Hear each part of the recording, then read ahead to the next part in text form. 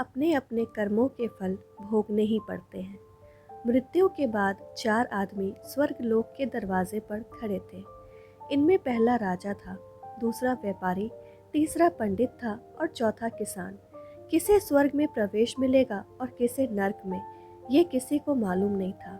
सभी लोग स्वर्गलोक के दरवाजे खुलने की राह देख रहे थे और आपस में बात किए जा रहे थे।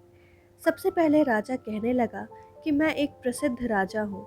मैंने पृथ्वी पर बहुत कीर्ति कमाई है, इसीलिए मैं स्वर्गलोक जाऊँगा। थोड़ी देर बाद व्यापारी कहने लगा कि मैंने पृथ्वी पर बहुत पैसा कमाया है और पैसों से मैंने बहुत लोगों की मदद की, इसीलिए स्वर्ग जाने का मैं हकदार हूँ। व्यापारी की बात सुनकर तुरंत पंडित कहने लगा कि तुम लोग चाहे कुछ भी बोलो, पर स्वर्ग लोक के दरवाजे मेरे लिए ही खुलेंगे। सभी को अच्छी तरह से पता था कि हम लोग रात दिन भगवान नाम में लगे रहते हैं और स्वर्गलोक में तो मेरा ही स्वागत होगा। सभी ने अपनी बातें कह देने के बाद अब सभी किसान की तरफ देख रहे थे।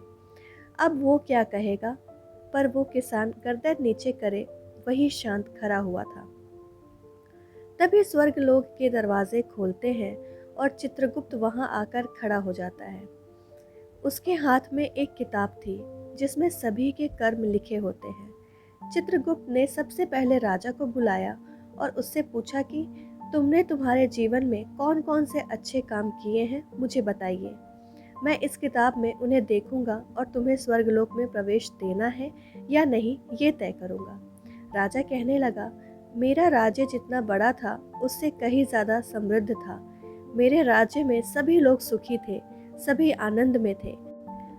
मैंने अपनी प्रजा को कभी किसी चीज़ की कमी नहीं पड़ने दी। चित्रगुप्त ने अपनी किताब में देखा और कहने लगे कि तुम सही कह रहे हो राजन, तुमने वाकई अपनी प्रजा को किसी चीज़ की कमी नहीं पड़ने दी, पर तुमने अपने राज्य के हित के लिए जो युद्ध किए उसमें हजारों सैनिक ने अपनी जान गंवा दी।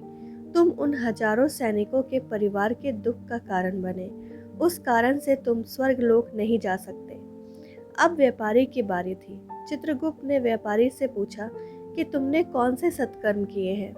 तब व्यापारी कहने लगा कि मैंने सैकड़ों लोगों को अन्न दान दिया है और मैंने आश्रमों में भी दान दिया है, और तो और मैंने निराधार लोगों की घर भी बांध कर दिया है। ये मेरे सत्कर्म हैं। चित्रगुप्त ने ध्यान से अपनी किताब में देखा और कहने लगे कि तुम्हें काफ़ी दान धर्म किया है, लेकिन ये कहना गलत नहीं होगा, पर पैसे मिलने के लिए तुमने ये दान किए, ये तुम्हें मालूम नहीं था। तुमने अनेक लोग को फंसाया और इतनी धांधली की गई, इसलिए तुम स्वर्गलोक में नहीं आ सकते। यही सवाल उन्होंने पंडित से भी किया और पंडित ने बड़े ही आत्मविश्वास से कहा कि मैंने अनगिनत लोगों को ज्ञान दिया है, मैंने हजारों यज्ञ पूजा की है और रात दिन भगवान का नाम जपा है। इससे ज़्यादा और श्रेष्ठ काम क्या हो सकता है। चित्रगुप्त ने अपनी किताब के पन्ने खोले और देखकर कहने लगे कि तुमने लोगों को जो कोई ज्ञान दिया है उसे खुद अमल में कभी नहीं लाए। तुमने खुद के लिए ना ही कभी कोई यज्ञ किया और ना ही कोई पूजा, यहाँ तक कि भगवान का नाम भी निस्वार्थ तरीके से लिया ही नहीं। इसीलिए तुम्हें स्वर्ग में आने पर बंदी है। ये सब देखकर किसान थोड़ा आश्चर्यचकित हुआ। जिन लोगों को वो महान समझ रहा था, उसका अर्थ तो स्वर्गलोक आकर एकदम ही बदल गया। पृथ्वी पर जिन कामों को अच्छा माना जाता था, उनकी यहाँ कोई कीमत नहीं थी। अब चित्रगुप्त ने किसान से उसके सत्कर्म के बारे में पूछा। उस पर किसान कहने लगा, भगवान, मुझे पता है कि मैं स्वर्गलोक में प्रवेश करने के योग्य नहीं हूँ, पर मुझे एक बार स्वर्गलोक बाहर से देखना है, यही मेरी इच्छा है। क्योंकि मैंने ऐसा कोई दान धर्म नहीं किया कि जिसके कारण मुझे स्वर्गलोक में प्रवेश मिल सके। मैं दिन भर खेत में मेहनत करता हूँ और जो कुछ पैसे मिलते हैं उनसे मैंने अपने परिवार का जीवन निर्वाह किया। अगर मैंने दान धर्म किया होता तो मेरे परिवार के लिए कुछ नहीं बचता।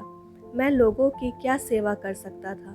काम के बाद जो थोड़ा बहुत समय बचता वो मैंने अपने बूढ़े माँ बाप की सेवा में बिता दिया, और सब काम तो हो जाने के बाद मैं कभी कभी मंदिर जाता था। चित्रगुप्त ने अपनी किताब में किसान की बताई बातें बड़ी गौर से देखी और कहा याद करके बताओ कि तुमने एक भी अच्छा काम किया है। किसान ने याद करने की कोशिश की और कहा, थोड़ा याद आ रहा है। एक दिन मुझे बड़े जोरों की भूख लग रही थी और मैंने खाना खाने बैठे ही था, तभी वहाँ एक कुत्ता आता है और मैंने खाने की तरफ देखने लगता है। मैंने उसे अपनी रोटी दे दी और मैं खुद भूखा सो गया। किसान की बात सुनकर चित्रगुप्त हंसे और किसान का स्वागत करते हुए स्वर्गलोक में ले गए। साथियों, सत्कर्म मोह और लालच के कारण नहीं किए जा सकते, या यूँ कहें कि वे सत्कर्म की श्रेणी में आते ही नहीं। निस्वार्थ तरीके से किया हुआ एक कार्य भी हमारे जीवन भर के लिए हुए पापों को धोने की क्षमता रखता है। इसीलिए आपको जब कभी मौका मिले तब निस्वार्थ तरीके से और अच्छे मन से कार्य कीजिए। अपने जीवन में सबसे पहले मानवता आती है, बाकी सब बाद में। हम सभी को मनुष्य जन्म मिला है, इसलिए इंसानियत रखिए। और दोस्तों, ये छोटी सी कहानी अगर आपको पसंद आई हो तो वीडियो को लाइक, शेयर और चैनल को सब्सक्राइब ज़रूर करें। पूरा वीडियो देखने के लिए आपका बहुत बहुत धन्यवाद।